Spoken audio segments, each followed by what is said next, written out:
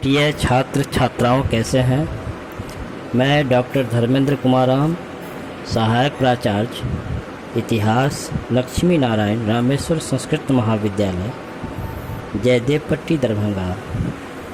मैं पुनः online teaching हेतु उपस्थित हुआ हूँ। आज मैं शास्त्री द्वितीय खंड के छात्र छात्राओं के लिए आधुनिक भारतीय इतिहास के अंतर्गत 1942 ईस्वी के क्रिप्स प्रस्ताव के संदर्भ में चर्चा करेंगे। यह क्रिप्स प्रस्ताव ब्रिटिश सरकार के द्वारा तत्कालीन ब्रिटिश प्रधानमंत्री विंस्टन चर्चिल के द्वारा यह प्रस्ताव लाया गया था, जिसमें जो प्रमुख बातें थी उसके संदर्भ में हम लोग चर्चा करेंगे। बच्चों, जैसा कि हम लोग जानते हैं, द्वितीय विश्व युद्ध 1939 से लेकर 1945 ईस्वी के दौरान तक चले। द्वितीय विश्व युद्ध के दौरान भारत पर जापान की निरंतर बढ़ती हुई शक्ति से अंतर्राष्ट्रीय समुदाय चिंतित हो गया और वैश्विक राष्ट्रों में मुख्य रूप से अमेरिका, ऑस्ट्रेलिया और चीन ने ब्रिटेन पर भारत को स्वतंत्र करने के लिए दबाव डालना प्रारंभ कर दिया, जिसके परिणाम स्वरूप तत्कालीन ब्रिटिश प्रधानमंत्री विंस्टन चर्चिल ने 11 मार्च 1942 ईस्वी को क्रिप्स मिशन की घोषणा की। 23 मार्च 1942 ईस्वी को जब क्रिप्स मिशन भारत पहुंचा, तो वहां पर विभिन्न नेताओं से संपर्क के पश्चात क्रिप्स ने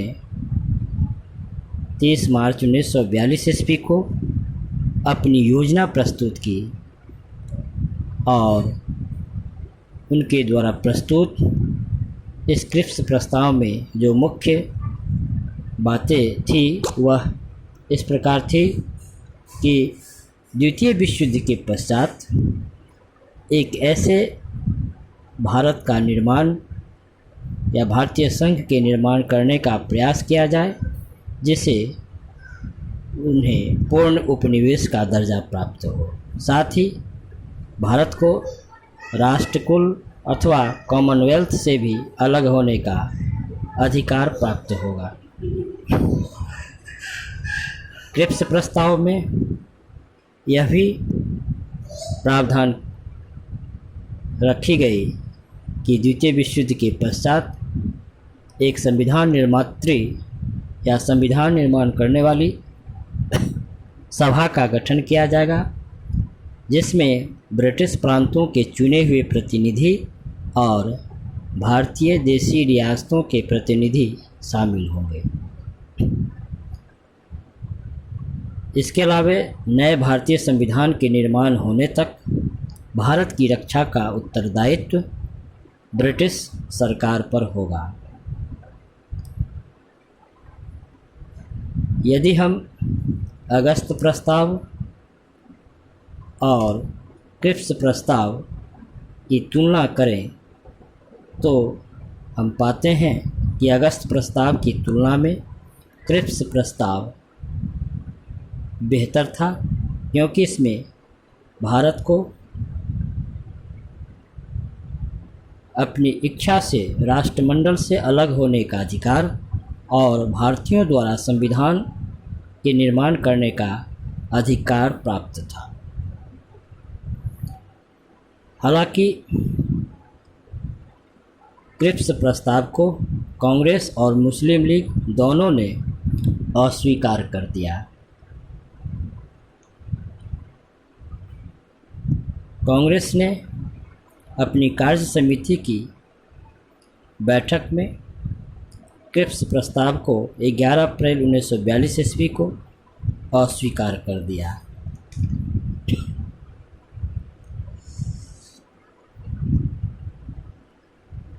क्रिप्स प्रस्ताव के संदर्भ में महात्मा गांधी ने कहा था कि यह दिवालिया होने वाले बैंक का उत्तर दिनांकित चेक है।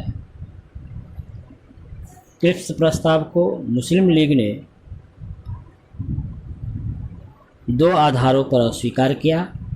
पहला कि मुस्लिम लीग के लिए संविधान निर्माण करने वाली संस्था में पृथक निर्वाचन मंडल की मान्यता क्रिप्स प्रस्ताव में नहीं दी गई और साथ ही इस प्रस्ताव में मुस्लिम लीग की जो मांग थी, भारत विभाजन की मांग, उसको भी स्वीकार नहीं किया गया, जिस कारण मुस्लिम लीग ने भी क्रिप्स प्रस्ताव को अस्वीकार कर दिया। तो बच्चों, आज हम लोग 1942 के क्रिप्स प्रस्ताव, जो तत्कालीन ब्रिटिश प्रधानमंत्री विंस्टन चर्चिल ने 11 मार्च 1942 ईस्वी को अंतर्राष्ट्रीय समुदाय या वैश्विक राजनीति के दबाव के चलते तथा भारत पर जापान की निरंतर रूप से बढ़ते हुए दबाव को लेकर उसने क्रिप्स प्रस्ताव की घोषणा की थी और क्रिप्स प्रस्ताव के अंतर्गत जो योजना प्रस्तुत की थी। तो बच्चों, आज हम लोग 1942 के क्रिप्स प्रस्ताव पर चर्चा किए। धन्यवाद।